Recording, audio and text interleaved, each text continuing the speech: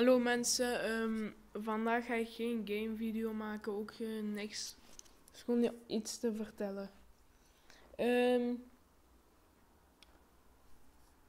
Mijn kanaal die blijft hetzelfde voor degenen die geabonneerd zijn op mijn kanaal. Het blijft hetzelfde, maar eerst was Osman Gaming en nu is mijn naam eigenlijk veranderd naar iSet Pro Gamer. Dus abonneer erop en ik hoop dat het, ja. Ik hoop dat het, ja. Ik hoop dat, nee, dat is een grapje. Ik hoop dat jullie mij abonneren en hier moet je niet echt een duimpje omhoog doen. Maar als je het wil, dan mag het altijd. En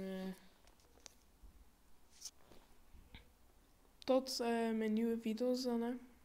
Laters.